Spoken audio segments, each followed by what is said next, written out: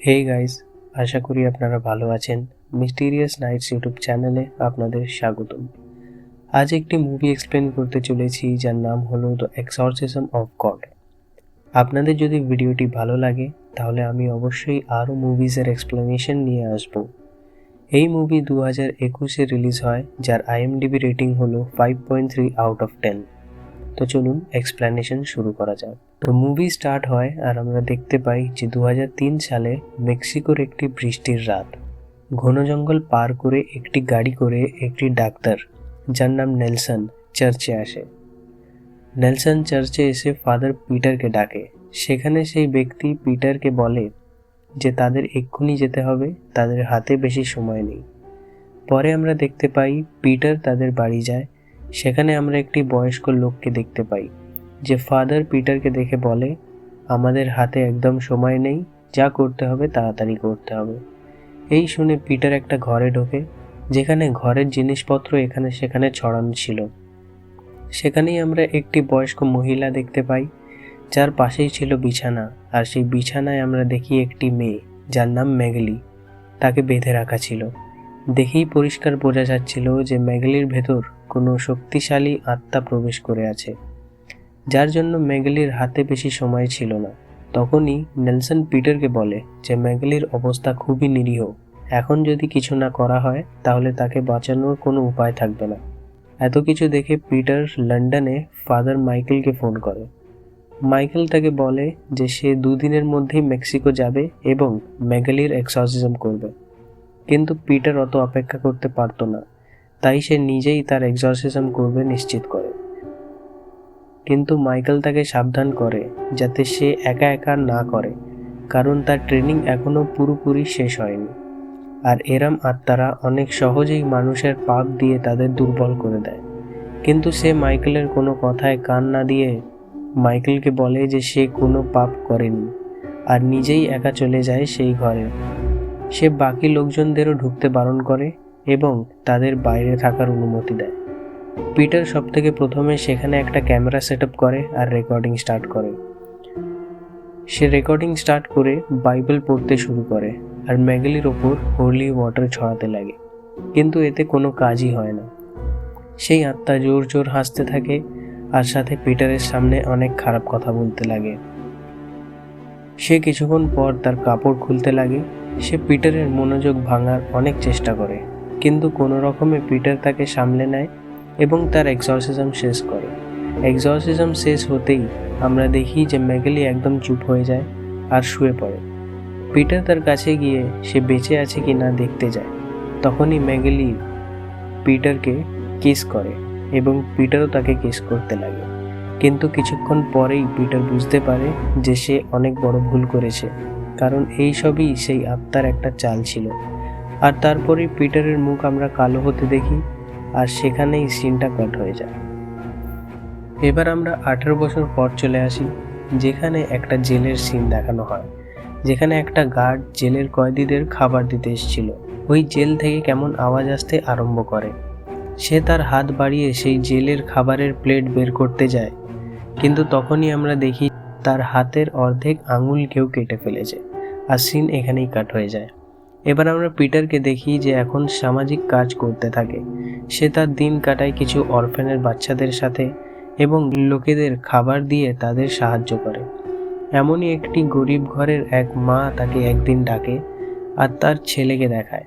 আমরা দেখি যে তার ছেলের কোনো রকম ইনফেকশন হয়েছিল আর তার অনেক জ্বর ছিল। পিটার তাকে দেখে তার উপর হোলি ওয়াটার ছড়ায় আর প্রার্থনা করতে লাগে, কিন্তু তখনই আমরা দেখি যে তার অবস্থা আরও খারাপ হয়ে যায় এবং তাকে সঙ্গে সঙ্গে হসপিটালে নিয়ে যাওয়া হয়।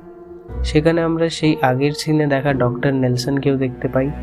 আমরা বুঝতে পারি যে এই গ্রামে এরম অনেক বাচ্চারই এই অসুখ হয়েছে আর অনেকেই এই অসুখে মারাও গেছে।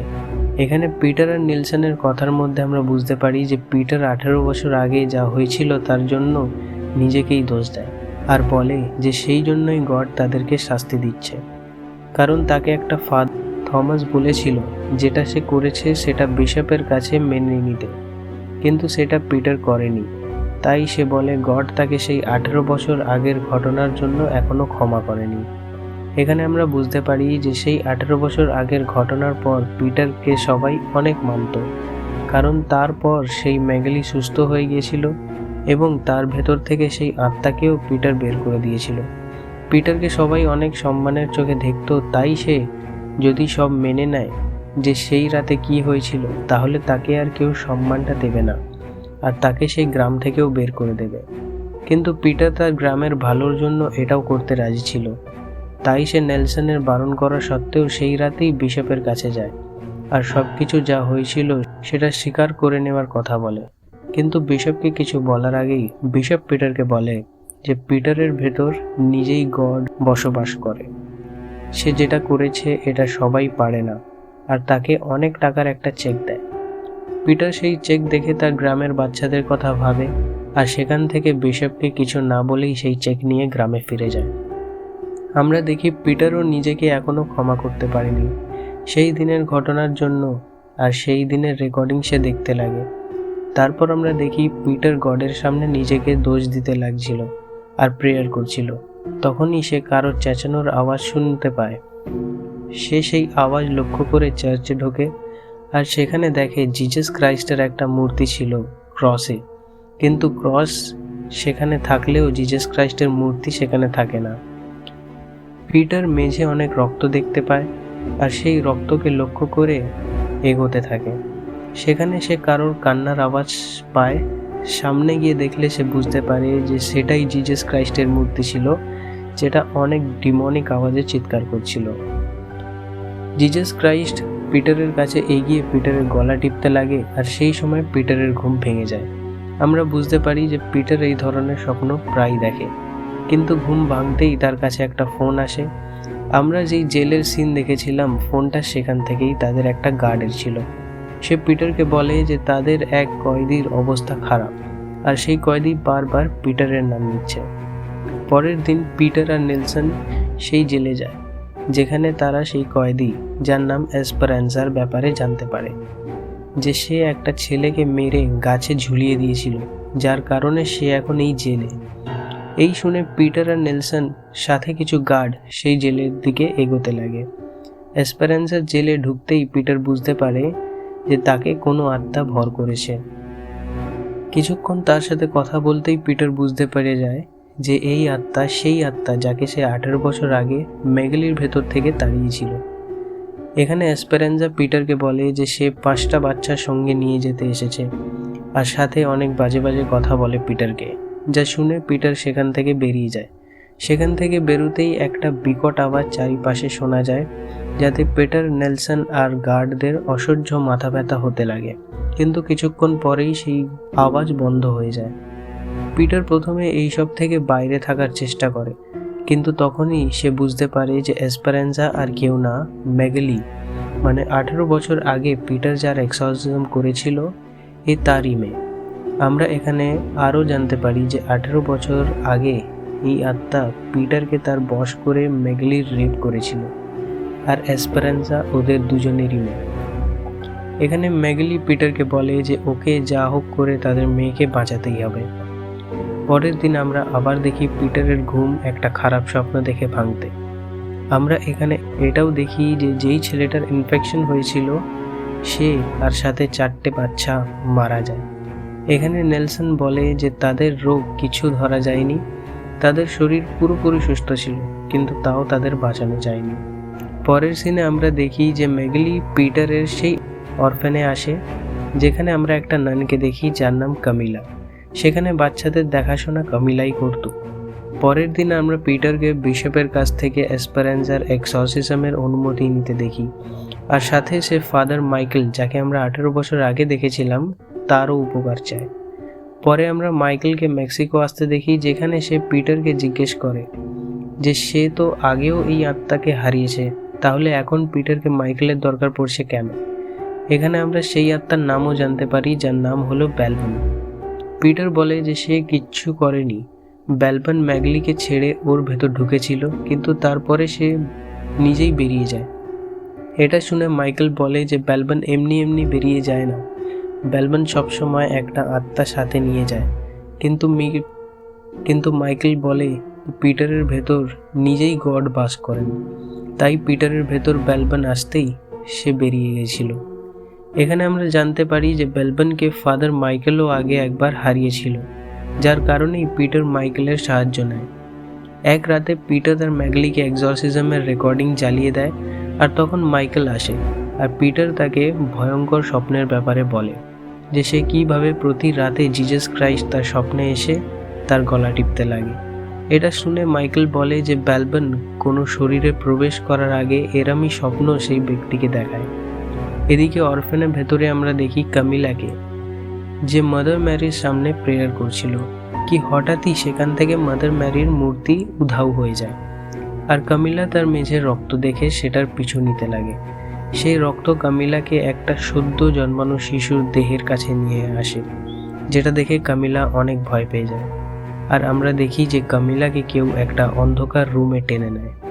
এবার আমরা দেখি যে কামিলা পজেসড অবস্থায় বাচ্চাদের রুমে আসে, তাদের নিয়ে যেতে চায়, কিন্তু সেখানে ম্যাগলি, পিটার আর মাইকেল এসে কামিলাকে সেই পজিশন থেকে বের করে। কিন্তু এখানে পিটার দেখে যে তার অরফেনের বাচ্চাগুলোরও সেই একই ইনফেকশন হয়ে গিয়েছিল। পরের দিন পিটার, নেলসন আর মাইকেল সেই জেলে যায় এসপেরানজার এক্সরসিজম করতে। মাইকেল সেখানে এসপেরানজাকে প্রমাণ করতে বলে যে সত্যিই সে কোনো আত্মার বশে আছে নাকি পুরোটাই কোনো নাটক। এখানে এসপেরানজা মাইকেলের ওপর বমি করে, আর ওই বমিতে আমরা সেই গার্ডের দুটো আঙুলও দেখতে পাই। আর এখানে মাইকেলের শরীরও হঠাৎ খারাপ করতে লাগে। তার সত্ত্বেও তারা মন্ত্র পড়তে লাগে, তাতে একটু উপকার হলেও কিছুক্ষণ পরেই এসপেরানজা মাইকেলের একটা কান খেয়ে ফেলে। এর আগে কিছু হতো, এখানে নেলসন এসপেরানজাকে একটা ইনজেকশন লাগিয়ে দেয় যাতে সে ওখানেই অজ্ঞান হয়ে যায়। এখানে পিটার গার্ডদের বলে পুরো জেল ফাঁকা করে দিতে, কিন্তু গার্ডসরা এটা মানে না। নেলসন তাদের সব কয়েদিদের ইনজেকশন দিয়ে অজ্ঞান করে দেওয়ার প্রস্তাব দেয়, আর তারা সবাই এটাকে মেনে নেয়। আমরা এটাও জানতে পারি যে ব্যালবান যাওয়ার আগে একটা ডিল করে, আর যার সাথে সে ডিল করে তার আত্মা সারা জীবনের জন্য ব্যালবানের হয়ে যায়। ফাদার মাইকেল এখানে পিটারকে বলে যে সে ব্যালবানের সাথে কখনো কোনো ডিল যাতে সে না করে, আর অন্যদিকে নেলসন সবাইকে অজ্ঞান করে দেয় যাতে ব্যালবান এসপেরানজার শরীর ছেড়ে অন্য কারোর শরীরে না প্রবেশ করতে পারে। এখানে মাইকেল পিটারকে মোটিভেট করে আর আবার এক্সরসিজম করার জন্য তৈরি হতে লাগে। এখানে আমরা পিটার আর ম্যাগলির মাঝেও কিছু ইমোশনাল কথা শুনি, যেখানে পিটার ম্যাগলির কাছে ক্ষমা চায় এই সবের জন্য, আর ম্যাগলি তাকে ক্ষমা করে দেয়। তারপর সেই জেলের সব গেট সিল করে গার্ডসরা বেরিয়ে যায়, আর পরের দিন সকালে আসার কথা বলে সেখান থেকে চলে যায়। আর আমরা দেখি পিটার আর মাইকেল সেই জেল রুমের দিকে এগোতে থাকে যেখানে এসপেরানজা ছিল। নেলসনও এখানে বাকি কয়েদিদের সাথে থাকে যাকে সে ইনজেকশন দিয়ে অজ্ঞান করেছিল। এরপরেই সেখানে কারেন্ট চলে যায়, আর নেলসন দেখে যে সব জেলের গেট অটোমেটিক খোলা। সেই জেলের ভেতর কিছু কয়েদিরা তো গায়েব ছিল, আর কিছু কয়েদিদের মৃতদেহ রাখা থাকে। নেলসন কিছু বুঝে ওঠার আগেই পিছন থেকে তাকে এসপেরানজা এসে মেরে ফেলে। অন্যদিকে পিটার আর মাইকেল এসপেরানজাকে তার জেলে দেখতে না পাওয়ায় অন্য কয়েদিদের জেলের দিকে যায়, সেখানে তারা নেলসনকে দেখে। এখানে বাকি কয়েদিরাও ব্যালবানের পজিশনে ছিল, আর তাদের মাইকেল আর পিটার কোনো রকমে সামলে নেয়। তখনই সেখানে এসপেরানজা আসে আর মাইকেলের ওপর অ্যাটাক করে দেয়। পিটার আর মাইকেল অনেক কষ্টে সেখান থেকে পালিয়ে কিচেনের ভেতর লুকিয়ে পড়ে। এখানে মাইকেলের অবস্থা অনেক খারাপ ছিল, আর সে পিটারকে জিজ্ঞেস করে যে পিটারই কিছু পাপ করেছে যার কারণে তাদের মন্ত্রে কোনো কাজই হচ্ছে না। তখন পিটার মাইকেলকে বলে দেয় যে এটা 18 বছর আগে তার সাথে যা হয়েছিল। এখানে পিটার মাইকেলকে বলে যে পিটারের মন্ত্রে কাজে না লাগলেও মাইকেলের মন্ত্র তো কাজে লাগবে, কারণ মাইকেল আগেও ব্যালবানকে হারিয়েছে। আর এখানে আমরা জানতে পারি যে মাইকেল আগের বার ব্যালবানের সাথে ডিল করেছিল, আর মাইকেলের আত্মা এখন ব্যালবানের আত্মা, তাই তার কোনো মন্ত্রই ব্যালবানের ক্ষতি করতে পারবে না। এখানে মাইকেলের অবস্থা অনেক খারাপ থাকে, আর সেখানেই তার মৃত্যু হয়ে যায়। কিন্তু মৃত্যুর আগে সে পিটারকে বারবার সাবধান করে দেয় যে ব্যালবানের সাথে সে যেন কোনো ডিল না করে।